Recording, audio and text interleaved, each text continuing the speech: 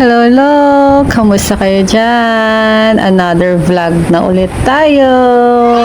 Ayan, kung doon sa part 1 ko, nakagawa ako ng mini diorama 4 seasons. Ito, ayan, ginagawa ko naman ay flashcards. So, dalawa ang aking gagawin. Ay, mali, tatlo pala. Flashcards, book story, at yung... Teka, nakalimutan ko kung ano ba yan. At clock na panda. Hello guys! Ngayon, gagawa tayo ng notebook or book na ang pamagat ang kwento ng abakada. So, isa ito sa project na ginagagawa. Nung ginawa na akong flashcards, atin na lamang aayusin yung mga gilid-gilid ko. Tapos, slip card, meron lang ako nilaminate. So, saka na natin pa i-assemble. Tapos, mini diorama yata yun. Yung mga 4 seasons. So, unti-unti naayos natin yun. Tapos, ngayon, second day is ito namang kwentong abakada. Tsaka, yung orasan na ang team ko is handa. Kasi 1 week na lang kailangan na ay due date na magpapasa na.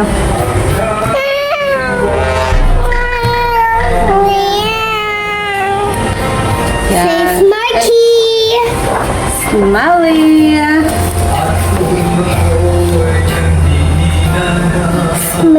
Say smile! Smile! Let's just keep Cece. Let's just Cece. Okay, tell Mr. Mommy. Mommy is making your project.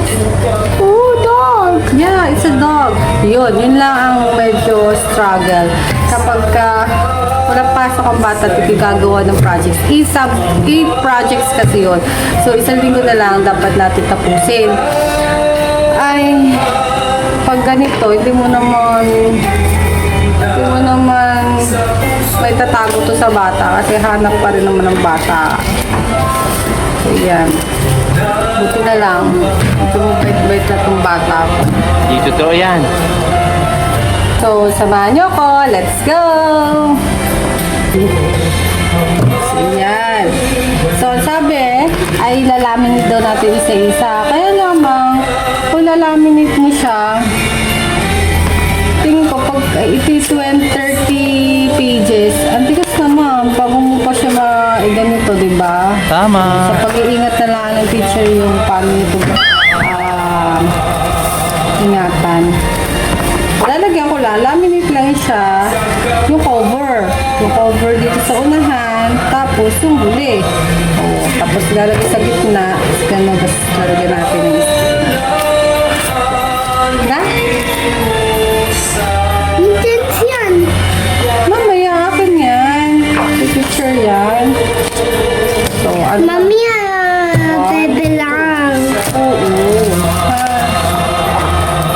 Gagawin natin. Ginita na natin siyang tupi. Ayan.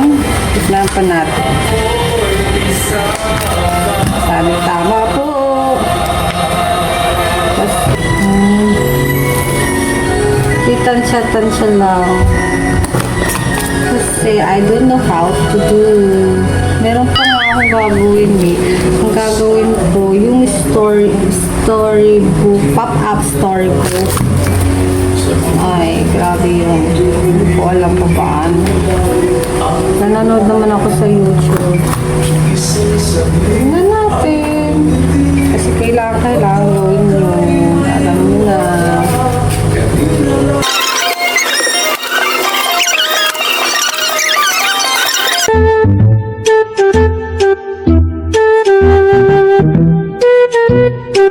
A few moments later. So, ang hirap niya gawin super. Kala ko madali na to. Oras na. Kala ko talaga madali lang to, promise. Ngayon, hindi na natin siya i-yarn. Ito, makikita nyo. Hindi na natin siya i-yarn. Plan B. Ano tayo? Kasi masisira eh. Kung papaprint ko pa ito, pakadami nito, 30 pages. Kaya plan B. Ano po kaya nito? Pero sana. Ito lang pala yung pambutas. Sus, ayan o. Kala ko stapler. Butas pala to. Ay, naku, nagpakapagod pa ako kanina. Ginamit ko pa yung puncher. Mayroon pala pambutas. Ano kasi stapler? So guys, stapler na lang natin siya. Tatakpan na lang natin yung bili dito. Nalampasan na. Kasi, ang hero.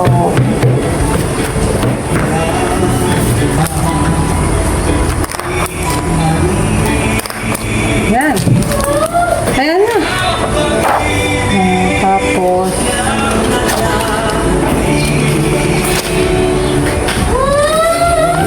ano ba?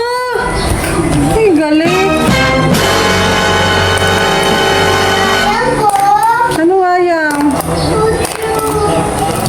Yan. Ito natin siya dito. Tatakpan natin ito. Mabilis pa.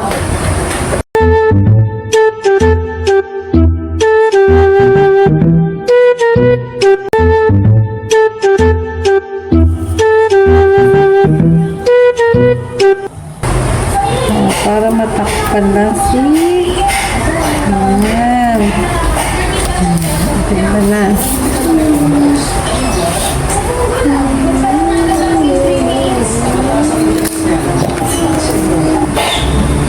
Sakto lang dapat. Ay. My nose is smaller. Mama, my nose. Oh, what happened to your nose? Your nose is Smaller. small? Wow. Kasi so iba-iba na naman, di ba? Yan. Yan. Yan. Okay na.